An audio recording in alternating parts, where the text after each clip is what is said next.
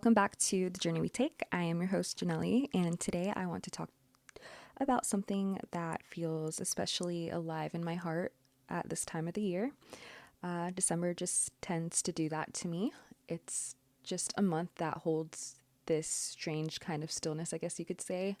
It's a month where the air just tends to feel heavier sometimes to me because it's when and where memories seem to come closer and where the people I've lost feel almost present again. So this episode is called The Energy We Leave Behind.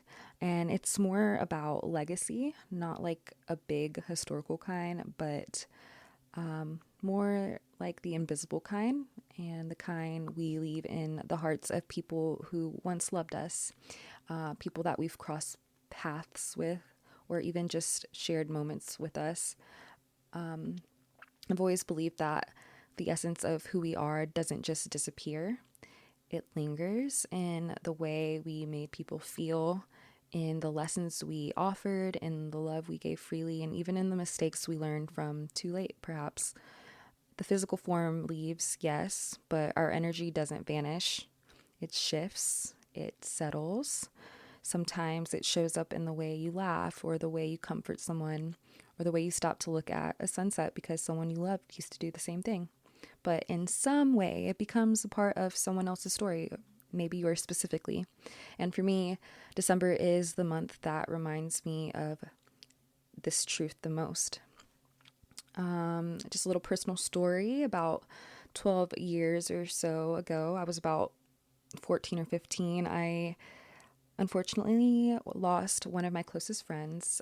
At the time, it was my first time dealing with loss, and I felt like my world completely shattered after finding about his abrupt departure. And not even 24 hours later, I lost my grandmother. And it was a crushing realization, one that honestly shook the foundation of my beliefs and just questions on the permanence of existence and what it all means. Reality hit me hard, and the weight of mortality just pressed heavily upon those young shoulders of mine as I grappled with the harsh truth that life could be snatched away in an instant. Just two worlds, two loves, felt like they were gone in one breath. And at that age, I feel like you don't fully understand the weight of loss, not until it really settles into just those quiet parts of your life, and not really until years pass and you realize how deeply someone's absence can shape the person you grow into. And so every December, without fail, those memories return. And I feel like it's not to break me, but just to remind me of the energy they left behind. It's strange because I can't always recall every moment, every conversation, or every detail, but I remember how they felt, like the warmth my grandma carried. It's the kind that feels like it lives in your bones even years, decades later. And then the laughter and the beautiful light my friend brought into my life, and the sense of his joy and youthfulness. Those are pieces of them that have stayed long after their bodies haven't been a part of this world. And sometimes that's exactly what gets me through. It's not their ending, but their imprint. And that's what legacy is to me. It's just that invisible imprint we leave in the hearts of people who knew us. And that's the imprint that outlives us all. It's like a spiritual residue. Like their energy didn't disappear. It doesn't disappear. It just merges, and it happened to merge into mine. And I think that that's one of the most comforting truths about loss. A person's ending isn't necessarily the end of their influence. And yeah, when we seem to talk about legacy, we usually picture achievements, the things that we build, the milestones that we reach, the success that can be measured or written down. We think of names remembered or work preserved, proof that we existed. But I've come to believe that the real legacy we leave behind is much deeper than that. It's emotional, it's spiritual, it's energetic. And it lives in the subtle ripple effects, the way that our presence shifts the tone of a room, the way our words linger in someone else's thoughts long after the conversation ends, the way our love becomes a place of safety for someone years later when they didn't even realize they were collecting it. Legacy is not always loud. It's not necessarily about fame or recognition as it seems to be made out to be a lot of the time. It's about our energetic fingerprints, I guess you could say. And sometimes that's the gentleness someone carries just because you once handled them with care. Or it's the courage that someone else found because you believed in them when they couldn't even believe in themselves. Perhaps it's maybe the softness that, someone, maybe yourself, offers the world because you taught them or someone taught you. And simply by example, you taught them that it was okay to feel deeply, or vice versa. There is a psychological concept I was reading on called emotional contagion. And that is the process where emotions are transferred from one person to another. And that is often unconsciously, which explains how one person's emotional state can influence another's. Our nervous systems are in sync and our moods ripple outwards. So we absorb tone, posture, energy, and that's often without realizing it. So I think that proves what so many of us feel intuitively, that our energy isn't imaginary, it's measurable in the way that it does affect others. There are researchers that have shown that humans literally sync with each other in our expressions, our tones, even our heart rates shift based on who we're around. So when we say your presence matters, it changes the room or it leaves a mark. That isn't just a feeling, it's physically, energetically, neurologically real. So yeah, we are wired to absorb each other. We are wired to feel each other. And yeah, basically wired to impact each other. And so once I learned that, I saw my relationships, even the ones that ended, in a totally different light. But yeah, in other words, science confirms what our hearts already know, that our energy is real and it changes people. The people I lost, they changed me, not because of how they passed away, but because of how they lived, because of the way that they showed up, because of the love that they gave without condition, and because of the space they held for me during parts of my life when I didn't know how to hold myself yet. And in a way, they're still living. They live in my values, they live in my reactions, in the way that I speak, love, and move through the world. They live in the parts of me they help shape permanently, beautifully. And maybe if you pause long enough, you'll notice the same thing in yourself. Maybe someone you've lost still lives in the way that you comfort others, or in the boundaries that you've learned to set, or maybe simply in the courage you didn't always have, but somehow do now. Maybe their laughter echoes in yours. Maybe it's their wisdom that guides you when you're unsure. Maybe their love became a part of you, strong enough to carry forward.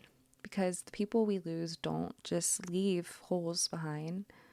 Again, they leave imprints. And those imprints shape who we become, how we love, and how we show up long after the goodbye. So I want to ask you, the listener, to just take a moment, maybe pause whatever you're doing, maybe just take a breath and really sit with this. What energy have you been leaving behind in the rooms you walk into? Not just on your best days, but on the ordinary ones too. When no one is watching, when you're tired, overwhelmed, or quietly carrying more than you let on. Do people feel calmer when you arrive? Do they feel seen? Or do they feel like they need to protect parts of themselves? What version of yourself is living inside someone else's memory? The one who listened without fixing? the one who showed up when it mattered, the one who didn't know how to love perfectly yet, but loved honestly. And just as important, whose energy do you still carry and why? Whose words echo in your decisions? Whose presence shaped your softness, your resilience, your courage? Because we are not just individuals moving through the world untouched, we are mosaics. That's something my sister, Kimberly Hernandez, captures so beautifully in her poetry. Just this idea that we are all made of fragments, moments, people, losses, joy, lessons we didn't ask for but needed. Each experience becomes a piece of art, imperfect on its own, but meaningful when placed together. And the powerful thing is, our mosaics don't exist in isolation. The love you give someone and others becomes a piece of someone else's design. The kindness that you offer becomes color in someone else's story. The pain that you survive becomes strength someone else carries forward without even knowing where it even came from. Our lives all overlap, our stories intersect, and piece by piece, we are contributing to one another's mosaics.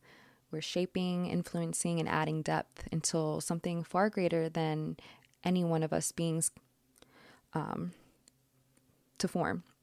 And it's practically a grand collective masterpiece made of shared energy, shared presence, our shared humanity. So when I say the energy we leave behind matters, it's because those pieces don't disappear when we do. They stay and they become part of the art. And maybe that's the most honest proof that we have lived. Not that we existed, but that we became part of someone else's mosaic. So if this time of year feels heavy for you, if old losses resurface, if memories come back a little too vividly, you're not alone. December seems to have a way of opening old doors, but maybe instead of focusing on what ended, we can learn to hold onto more of what remained, the laughter, the wisdom, the comfort, and the softness, all the parts of them that became part of us. Because the people we love don't fully leave, their energy becomes the thread woven into who we are. And every day we get to decide what kind of energy we will leave behind too. I actually wrote a poem that reflects this belief about time, impermanence, and the energy that never really fades. And so I want to leave you guys with it. This is Energy Echoes. Will the sun rise for me tomorrow? Because they say that time is borrowed. So when will I have to give it all back? Everything given to me. And what will be the summary of my destiny? Can I say that I passed the test as I take my final breath? My only wish is to rest peacefully, knowing that I have done my best. When the clock strikes to tell me my moments have expired, beyond this existence I will carry nothing, but hopefully the love I have acquired. Leave me with empty hands and let me relish in the emotion that gives this life definition forevermore. For there is nothing I wish to take, nothing more. When the spirit rises to depart and the pulse weakens on this vessel's full heart, earth will swallow it whole and this body will decay, though the energy inside is ceaseless, never wasting away. That poem just reminds me that when everything else falls away, all the titles, the timelines, possessions, even the body itself, energy is what remains.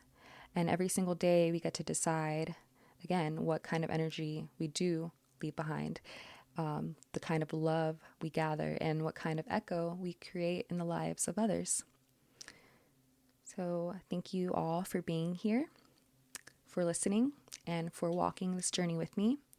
Until next time, take care of your heart and take care of the energy that you share with the world.